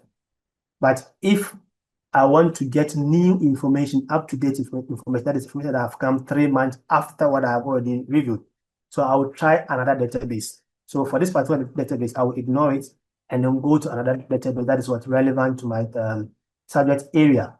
Search for those keywords and then get the article that have been published there and make use of them. So that's what I was making earlier on with what I said. Does it clarify your question, Ambrose? Yes, sir. Thank you very much. Thank you too. All right, so we said the first step is what to identify the relevant database. So when we talk about a database, it is a carefully organized collection of information that are usually focused on a specific subject area. And when we take search engine is a tool that helps you to find information across the internet. So it usually scans website and displays results based on what you have said, the search terms. So when you take the database, they have the scholarly or the scientific publications that have been peer reviewed. But the search engines are not only limited to to the academic or peer reviewed materials. They can also bring up anything that is found on the internet. So a classical example is maybe you want to buy certain book. Maybe you want to buy a book. So, or maybe you want to get a book. So when you go to the library, you see the library is well organized. So every book has a place where you can source them, and all these books are relevant to what you need. But that is how the database is like. But with the search engine, just like when you enter a market, you want a book and you enter a market, you may find a book, you may find other things that are not relevant to what you need. So before I go to the next slide to talk about the databases, there are several databases which we'll be talking about, and there's also Google Scholar. Google Scholar, we have diverse opinions with respect to Google Scholar. I just want to clarify it here before we go to the next aspect. Many students use Google Scholar. I personally also use Google Scholar, but I hardly make use of Google Scholar. So with the Google Scholar, it has scientific findings or peer-reviewed findings in there. And sometimes some of the publications there have not been peer-reviewed, and it's not well organized there. So searching for certain information sometimes is very difficult to do that there. So in databases, the information that are there are all peer-reviewed. They are well organized.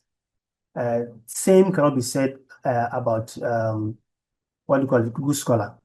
And sometimes some of the information that have not been peer-reviewed, you find them there. So some scientists do not see Google Scholar as a database. Let's say majority of the researchers do not see Google Scholar as a database, but some consider it as a database, because when you go through the Google Scholar, you can find relevant articles that you need. So let me just quickly open a Google Scholar here. So, all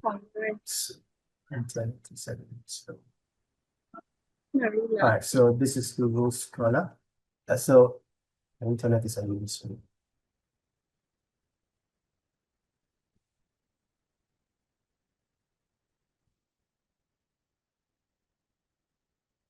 Is someone speaking? So here I have typed patient safety in nursing again, and I'm having a lot of information on patient safety.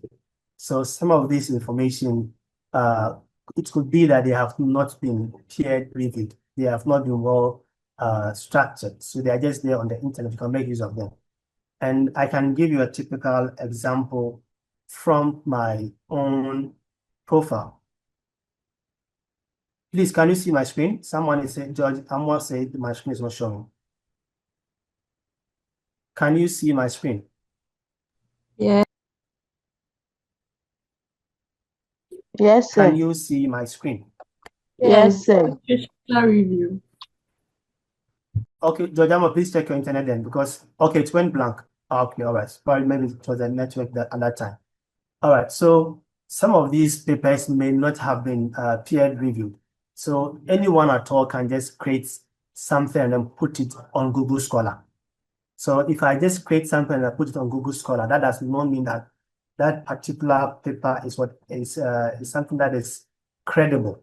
If I go to my page, if I go to my profile, I have several profiles on scientific, what do you call it?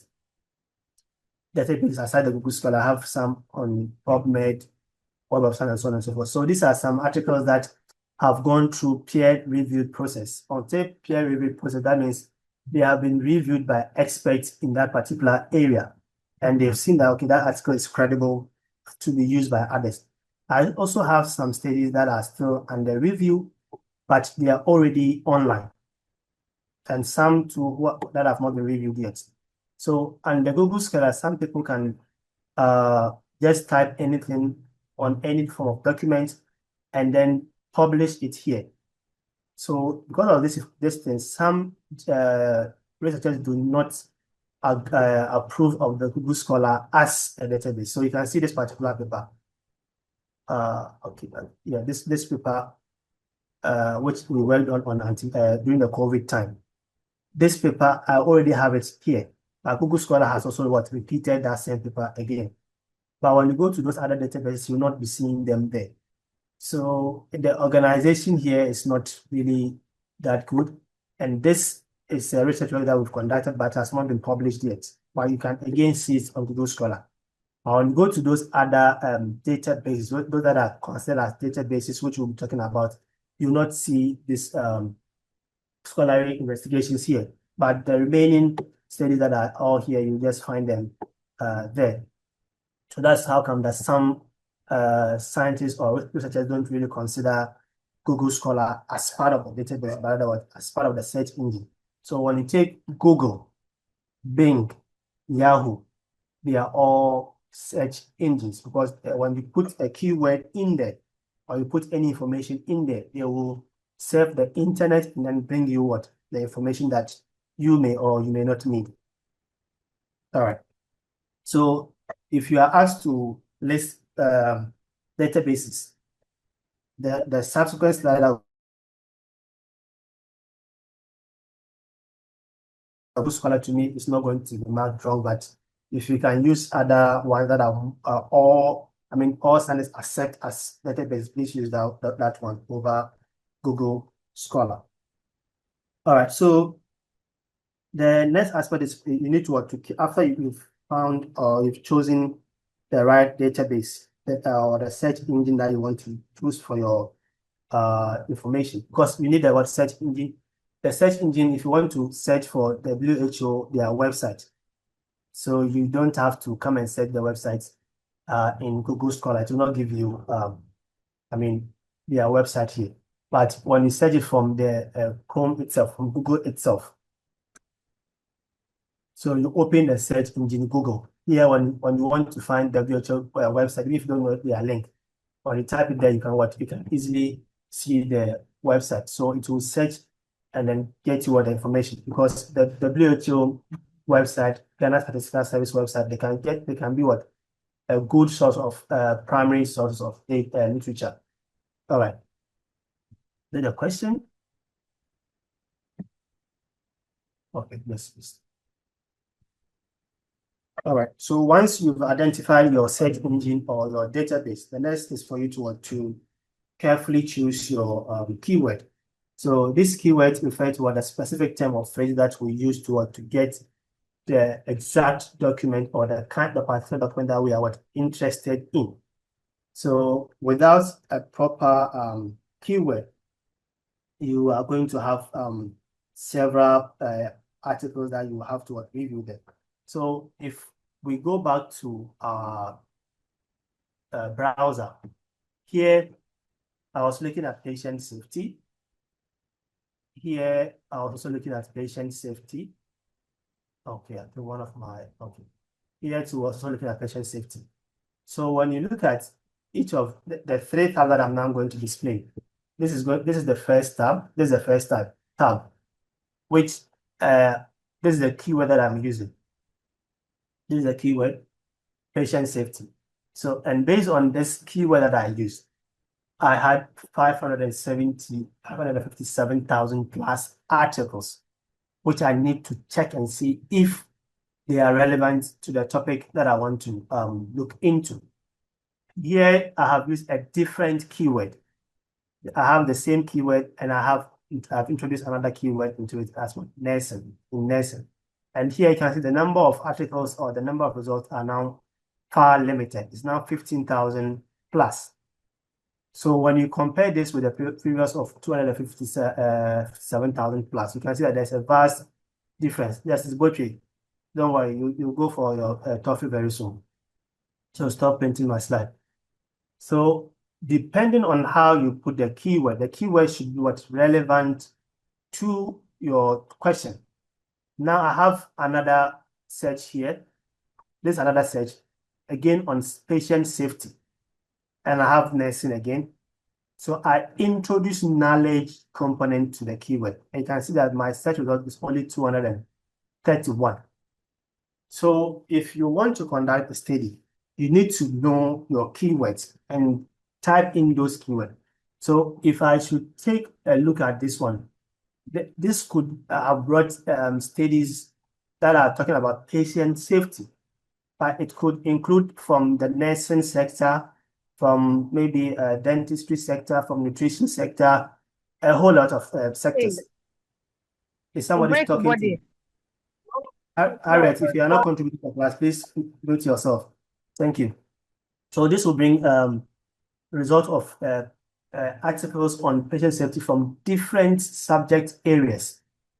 And here, when we look at this one, this was going to bring results on patient safety that are related to nursing, because I have added the component nursing to my keyword. So every article here is likely going to have nursing in it, either from the full text. When you read the full text, you might see nursing in the article written somewhere. And now, again, patient safety incident. Maybe I'm not interested in only the number of new safety issues. So if I'm interested in the number of safety issues, then this particular article will be relevant for me. If I'm interested in the number of nurses in that particular facility, then this one is going to be relevant. This is not going to be. So if it's the number of safety issues, then this is not going to be relevant. So depend on the work. So now I want to streamline into the knowledge of maybe nurses about patient safety. So I have now streamlined maybe I want to know what is the knowledge of nursing or nurses at Mention Hospital on patient safety. So if I want to know about the knowledge, yes, from the previous two, I can get information that are there, but most of them will not be relevant for me. So I'll keep on reading several papers which are not relevant before I come to some of those that are relevant. But when I structure my keywords or when I choose my keywords very well, now the number of articles that will come will be smaller, and most of them are going to be relevant to my topic or my question that I want to answer. So the choice of the keywords are very, very important. Today, because we are doing a lot of theory with some small practical, when I just change the interface, we're not going to do, I'm not going to tell you what this means, and so on and so forth. But in the near future, we'll talk about it as we proceed. So these things that I used, they help to make my search very small and very focused. That's how come I have smaller and more relevant articles to what I need here. So the choice of keywords is also very important once we've identified our database. Now, after we've identified the database, we've chosen our keywords and we've searched for those articles. When the articles are displayed, it is very important to critically evaluate each article, their quality and relevance. So if I want to look at the nurses' knowledge on patient safety. So these articles are like this one is likely going to be relevant. This is likely going to be relevant. Knowledge, attitude, and practice is likely going to be relevant. A lot of them are going to be likely going to be relevant, but still you need to check improving critical care knowledge. This is also going to be relevant, but some of them may not be relevant, though I've used a very good keyword. So to know whether it's going to be relevant or not, you have to open the article and read either the abstract or the full text. So it could be relevant. For example, if my work is going to be the knowledge, I'm going to assess the knowledge using, let's say, the quantitative approach. Maybe I have a questionnaire on knowledge, attitude, and practice. So some of the literature that are on maybe qualitative, where they're trying to look at the perception of the nurse, that one too will be relevant, but not for my discussion, not for my comparison. So it will be only relevant for me to talk about the gap. Maybe previous studies have also investigated nurses' knowledge, but from what the nurses' perspective, they ask them questions. They know if they have much knowledge about patient safety. So that one, when you are doing your literature review, or when you are doing when you're writing your statement of problem, every single one of these one might be relevant for you. But in the comparison, there is no need for you to compare qualitative results with quantitative results. So once you've gotten your keywords and databases, the next thing is, after you've searched for your articles, you need to scrutinize each article to see the relevance and then the quality of the articles to your own question. So if they don't answer the question that you are going to work on, you will have to skip those particular articles and go to the next one, especially during the chapter 5 when you're writing your discussion.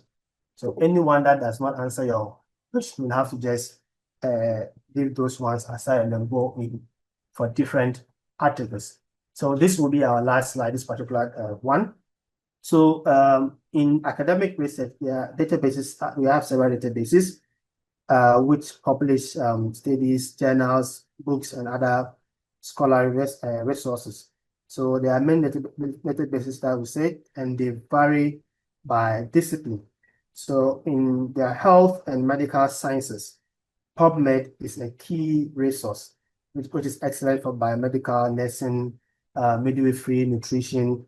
So those biomedical courses, when you want to get literature from that aspect, you can source them from PubMed. That's why I use that one in particular for our work.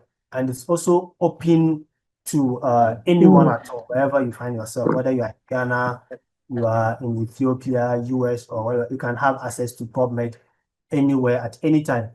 But there was a time when Donald Trump was misbehaving. There was a time that scientists were afraid that some of these will be affected because the PubMed is regulated by US, but it's still free for everyone. Scopus is also another database.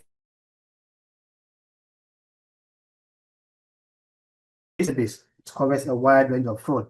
So the medical aspect is there, nursing is there, nutrition is there. We also have engineering. You can get engineering, mathematics, literature, general literature, and so on and so forth. So with Scopus, it has diverse areas there, and it's very big. That's the biggest database that we have as at now. And it's also very essential for us as nurses to, when we are conducting our literature search. However, Scopus is not open, it's not free. Before you can access Scopus, you need to subscribe to it, or your institution must have subscribed to Scopus before you can have access to it. Without subscription, you cannot make use of Scopus. Even when you open their website, you will not even see any study that has been published there without the subscription. CODeL is another, it's also one of the most important databases for nursing and midwifery, and as well as other allied health courses. So the CODeL represents cumulative incidents to nursing and allied health literature. So for most of their publications are directly related to nursing field. So when you want to get easy access to, easy nursing literature, CODeL is also going to be very good. However, similar to Scopus, it is limited to subscribers only. Without subscription, you cannot have access to it. So these three databases that I've bolded, they are the three of the most essential or most commonly used databases in the areas of what nursing and midwifery. That's why I've highlighted them. And other widely used databases include the and the Public Library of Science, which provide access to many nursing and medical journals. So in addition, these ones are also mostly subscription based. So if you don't have subscription, you cannot have access to their articles. So, but one good thing is that articles that are mostly published in these databases, you can find them in Scopus, and you can find their abstract or their summary in PubMed. So these ones, you can, even though you need a subscription to have access to them, you can see their summary in PubMed. Just that in that summary, it's only the summary that you can read. But if you want to get details about that particular paper, when you click on it, they will have to redirect you to where that particular database is, so that you pay for that particular paper. So you see this one in particular, the full text is not here. So it's only the summary. So unless you find the database where this one was published, which is Nursing Critical Care Journal, I don't know what database they belong to. So unless you find it before you can have access to the full text. So when you take this one to in particular, it is found in Elsevier. So when you click it, if the full text is available, you get it here. If it's not available, you have to go and subscribe to Elsevier before you can have access to the full text. But for PubMed, because it is open, when you come here, you can have access to the articles that are freely available and those that are not freely available. You can have access to at least their abstract. All right. So another, what do you call it? Database that many use are what the ResearchGate. We also use it to access publication and also connect to other scholars. So this ResearchGate is also very important to many researchers. Sometimes when we publish our articles,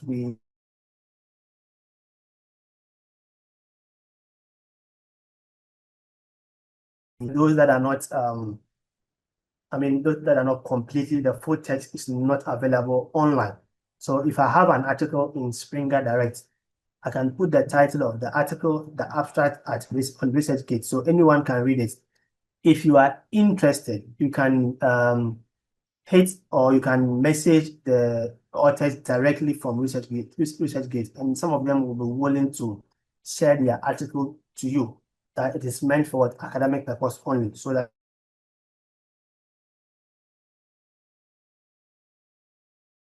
activity with other researchers is not always possible in these other databases, but they don't make room for that. So if you want to connect with someone through PubMed, then when you have to click on this, if they are having, you have to click on the individual's name. And if their email address is available, then you can contact the person through email so that you can ask for the paper. So here, you see, even the email is not here. They open the individual's papers or the study that the individual has performed. So usually the corresponding author will have email attached to it. There are questions here.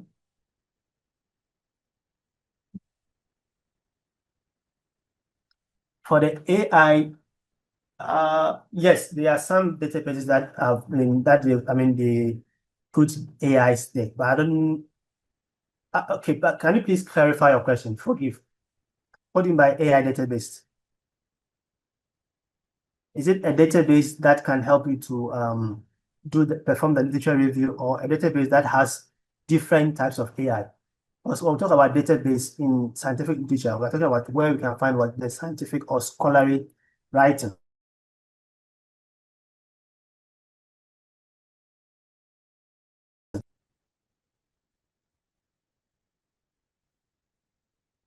So until we hear from Forgive, we'll just, so with PubMed and other places, you see, you cannot, when you click on any of the authors, those who publish the article, you can only see their work.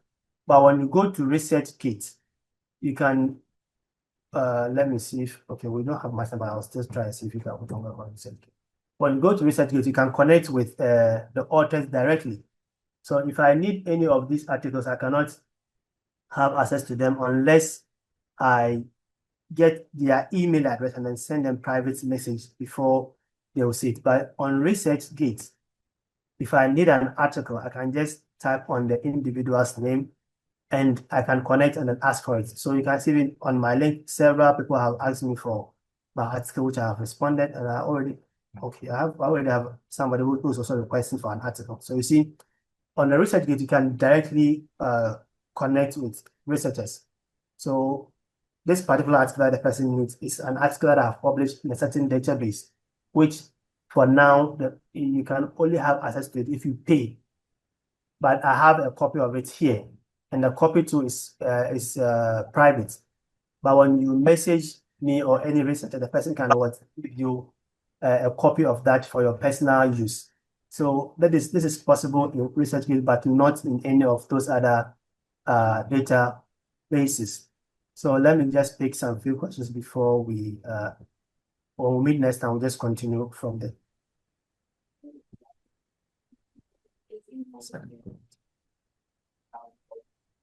Okay, so the first question is from Bridget. How can we access the database? Okay, so when you want to access the database, when we are doing the practical, we'll do that again. But in accessing it, you can just go to what do you call it? The search engine, if you don't know the link to those databases. So if I come to a search engine, let's say, so this I'm going to use this. Why I'm tapping is the Google, the Chrome bar. So let's say it's if I want Scopus and I type Scopus, what I normally use it. So it has brought the rest of the link. So if you don't know the link to the database, when you just search the name of that particular database, you can find what there are places where they will give you what the link. So here you can get what the link to Scopus. So you can just search the databases through what the search engines. So that is why the search engine is very much important. So if I want PubMed, I can just type PubMed. If I want ResearchGate, I can type ResearchGate. If I want Web of Science, which is also another very big database, I just type Web of Science, Web of,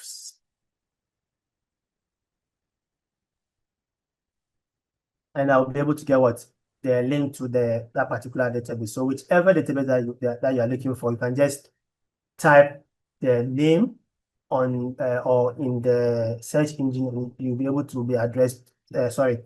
Link towards the search engine. Okay, so forgive us, clarify that can help in the yes. So there are several AIs that can help with the literature review. So as we proceed, I will introduce you to some of these AIs. I think in our first lesson, when we met first, I told you that I will introduce you to AIs in research. So there are some that can be used for literature review. There are some that can be used for data analysis. And there are some that can be used for several aspects. And even for data collection, if your work is maybe going to be qualitative, or you're going to perform a study that is based on review. You're going to do a systematic review or a literature review as your study. If you are not going to perform a primary study where you need to require data directly from subjects, there are some that can even source data for you directly from online. If you're going to do a secondary research, like the ones that we've been looking at earlier on, these are sort of secondary research. So there are some what do you call it, AI that can surf the internet and get you all relevant articles that are related to this particular topic, and then they'll work on it for you. But assume that you want to know the knowledge of some nurses or some midwives on patient safety. If it's going to be primary study, where where at the end you're going to provide a primary source of literature, and for that one, there's no AI that I am aware of that can help you to get data from subject directly. No, but for an AI that can create literature review for you, they are there. Those that can help you to find the right articles, they are also there. Those that can help you to do the comparison, they are also there. But some of them I will not teach you, because when I teach you some of these ones, some of us will not do any work aside the data collection. So I will teach you something. Usually AIs are meant to complement your work. They should not replace your brain. That is one of the things that one of my friends told me, Dr. Bofa. The AI shouldn't replace my brain. I told him, yes, they don't replace my brain, but rather they complement the work that I'm doing and also what I want to teach my students. All right, so then there was a question here. Okay, that was how we can access them. Okay, let me see. Violet is also saying, sir, please, is a database for only research work, or can be used for other coursework? What do you mean by coursework? Because if you want scholarly or scientific articles, you can find them from the databases. If you are talking about coursework, as in creating your own PowerPoint for teaching, then yes, you can go through the databases, find information that are relevant to your course that you want to teach, and then use that information to develop your PowerPoint or course material. Yes, John Lab, please, you'll be the last question because it's almost hard. I need to log into a different class. So, okay, Diana is asking, do we do research in groups or individual? So it depends on you, but at Garden City, usually we'll be grouped because we cannot have each individual doing his or her research, because going with over 3,000 individuals at a go in the defense is not going to be possible. So you are going to be kept in groups. Yeah, John La, please speak so that I can just go and join a different class. John La, I'm listening. John La. All right. Okay, so I think he's not speaking. All right, thank you very much, and hopefully we'll see and continue next week. Goodbye to you all. Bye. Thank you.